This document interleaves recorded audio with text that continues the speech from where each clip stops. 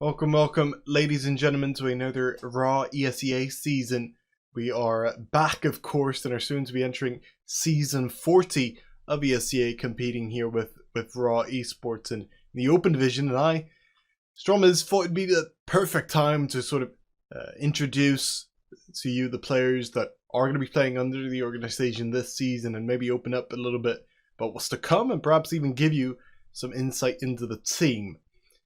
Raw, of course, as you may know, have competed under several different rosters now during a multitude of seasons, and are once again heading back into the grassroots scene here of CSGO with a new team, as I mentioned, in ESEA Open.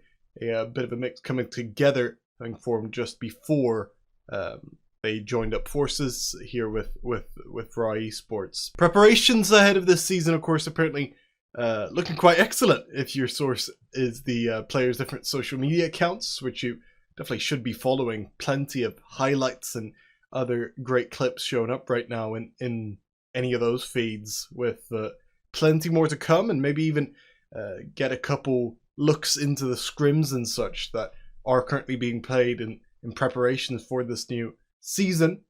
You might even get a little bit more content during the season from different players and such. So make sure to follow those players on Twitter. Also following at Raw Esports would be advisable, I'd say, if you want updates on when those games take place, and maybe even highlights over there. Before we get into anything further, though, I'd love to just sort of present this team, as you may not be fully familiar with it, with the full roster looking very impressive for sort of open team. We'll go through it, I think, one by one. Starting with the proposed IGL in-game leader, WRAH, who's been competing in and out of the UK scene now for a few years. I think in an IGL position, in my book, you kind of need to have that sharp mind, you need to have that stamina. And I think the 21-year-old is certainly looking to offer both here, with having played both in a playing role, but also having coached several teams during several seasons here with Turtle Esport, the most recent one. He also streams occasionally. It's worth mentioning. He both on Face It Pugs and such, with some demo reviews mixed in there. And I think if you want sort of an insight into his mind and how this team is going to be strategizing ahead of the season, maybe checking out, I think that's rural_CSGO would be a great place to start, really. We might even be able to find a couple player POVs during the season, either there or on some of the other channels. I think Falcon, who we'll talk about later on, has been streaming a little bit. That is Falcon with a 0 on Twitch as well, of course. I think you may look at WRAH as someone with kind of a unique level of experience for a 21-year-old, with coaching not really too frequent for one of his age, and someone who chose and had to choose to reinvest in his efforts and sort of becoming a player once again and focus on that player career. The opposite of that, I think, would be someone like Adrenaline, our next player. He's a Danish 19-year-old who is playing his first ESEA season, so not much in experience there, but what he lacks in experience, he is set up to really make up for an individual ability on the field itself. I mean, despite hilariously describing himself as a, quote, washed-up star player, he's put up some great numbers on plenty of platforms and shown a variety of skill sets, you'd say, within the first few scrims and other practice games with the team here recently. Some absolute flashes of brilliance shown at the times, and he's clearly thriving in those sort of close quarters, hard to master angle situations that I think we've seen a couple clips of as well on the social media that I was mentioning earlier. A couple great clips showing up from him with this versatile Dane. He said previously as well that he can't wait to destroy in his first ESEA season. This is just a guy with a lot of confidence on his plate, and that might even be backed up. It might even end up being the case, as someone who can rifle and can also play a bit of kind of co-acting as an AWPer for this season, actually, as a second AWPer. So the curious question then is, what about the main AWPer? I mean, we've got the second opera locked in there, but you've got to have a main one with that. And I think the perfect rebuttal is Falcon, who's another 19-year-old. He is going to be playing op. He is also going to be joining us here in just this very video, just to talk to us a little bit further later on. But he's, despite being 19, just like our previous player, he does have a little bit of experience in him, having played, I think it's 2 seasons actually competing with the Azerbaijani team Germinator's Esports in ESEA, despite never making it above the open season. He obviously has some experience in that regard, and I think the best results really came when he was the main fragging output, as he averaged, I think it was 0.83 frags per round in one of the seasons, as he also had a team high in round win shares and so on, and even in headshot percentage, despite being the main opper. Even if he's no longer on a team, he kind of has a souvenir or something that lives on with him, though, as he keeps a part of Maddie, who is our next player, who did compete alongside him during those seasons playing in Germinator's Esports. And he comes out of the capital, obviously, of Azerbaijan with a few more years under his belt. The 21-year-old is set up to provide some significant firepower with rifle in hand. Several strong showings already ahead of the season number 40. And if he can just keep up those kills, then I think the team's going to be in a great position, considering his role is more often consisting of being the more supportive element of the team, as they've sort of figured out their roles as a 5, with the roster also rounded out with Doxy, I should mention, who you could probably guess the age of by now. He's another 19-year-old, of course, and another rifler who has a few unpredictable parts of his CS game, despite the age itself maybe being rather unsurprising.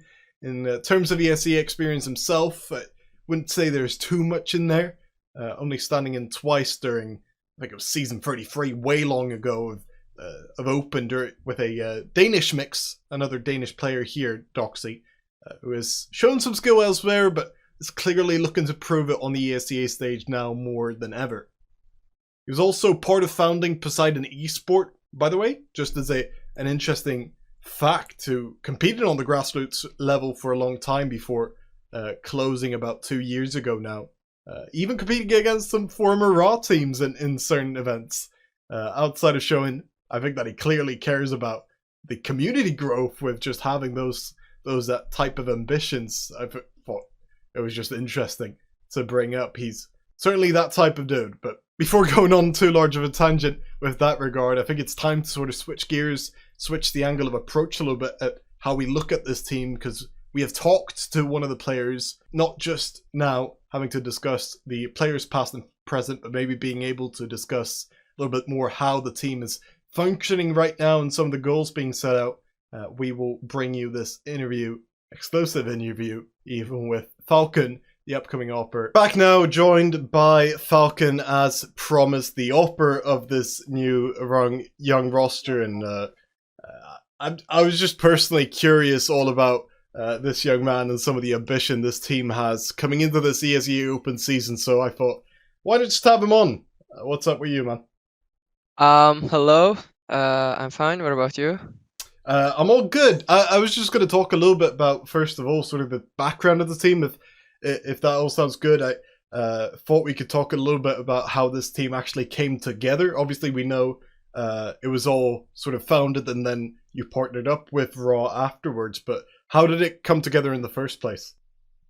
So it all started in September last year, and like me and Maddie were in a team together, in a local team for 1.5 years, and after we just decided to disband because of some problems. And me and Maddie were like, we wanted to compete, we wanted to get some achievements in this scene, so that's why we decided to post on Reddit, and we were looking for some guys at the same level as we had, and then we met with 2 other beautiful Danish guys, which Adrenaline and Doxy right now, the members of our team, and we were four. And the last piece was IGL role, and then we again posted on Reddit that we are looking for an IGL, and then we found Rory as our IGL right now.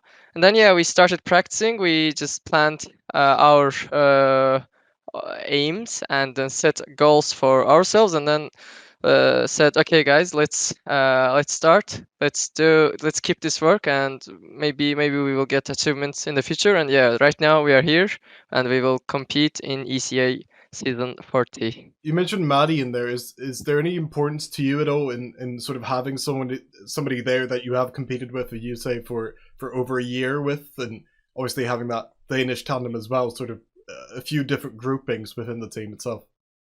Of course, actually, basically, Maddie taught me so many things in this game. So he's really important for me, important figure for me because in previous team, it doesn't matter in previous team or in this team. For example, before this project, there were some offers in Azerbaijan as well, my country. But I said if there is no Maddie, I will not join the team. So I rejected one or two offers. That's why. And How would you say the team as a whole is kind of functioning within the game? I mean, you have sort of an IGL obviously stated as in this case role, but is there some sort of, I mean, there's always a little bit of fluidity with that, right? Like how is it actually playing out in terms of who's calming sort of and who's talking the most both in and out of the game? of course, like in terms of language, we of course use English because like everyone knows English in our team, so it's comfortable for us. Like calling, of course, Rory gets the main role for that because he's IGL and he should do that in like if you look generally.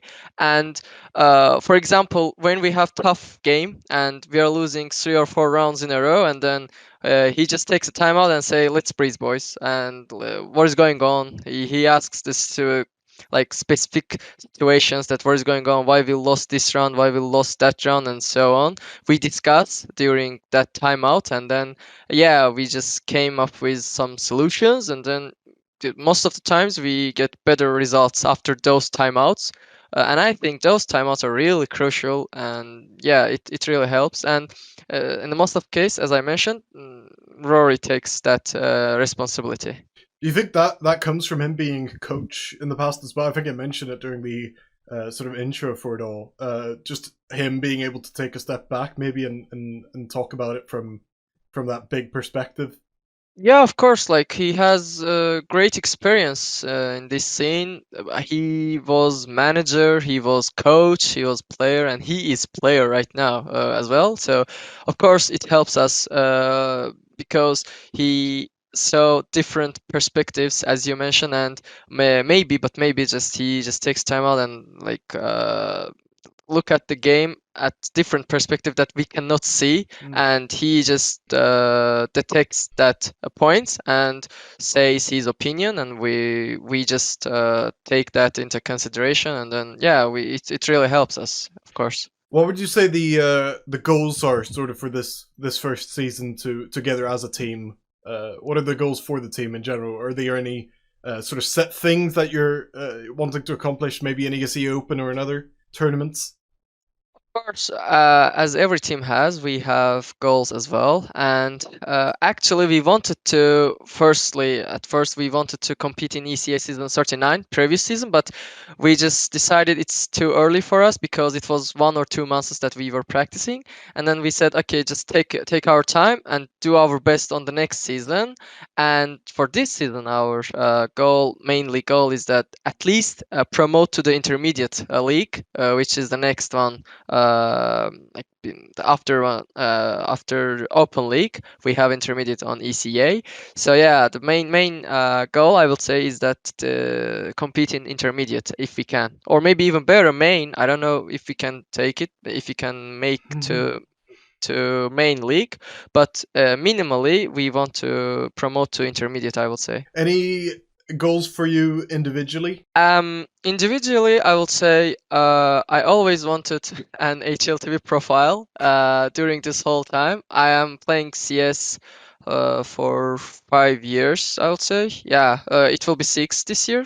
So in those years, I always wanted to have an HLTV profile. So for me, right now, if I get that accomplishment, I would of course draw my aims higher. But for now, yeah, that's the only thing in my mind. And I think with this project, with this roster, and with this organization, it's probably like there is nothing impossible. So I believe it, and I hope I can make it to there. All right, great stuff, man. Anything else you want to shout out before we head up? No, thanks for listening or watching. And yeah, that's all. And I thank you for this interview, and thank you for your time as well. Of course. I mean, if you're going to be that humble, I might as well do it for you. Make sure to follow this guy on Twitter. I mean, some great highlights being posted on all the players' Twitter, really. As I mentioned earlier, just following at WRAH Esports on Twitter is good. But make sure to follow Falcon as well. Falcon, that's with a 0_CS. And then I think you're streaming a little bit on Twitch as well, right? And maybe streaming some of the POVs during the season and so on. Yeah, like I actually stream regularly on Twitch, playing Face It, like pug games, casual pug games, and Sure. yeah, I will, if we can, I will stream POVs as well That's great. during ECA. Yeah, Sounds good. All right. Have a great season, man, and obviously will be checking in more as we get closer to it. For now, thanks for watching, everyone, and have a thank good you, time. See ya. thank you.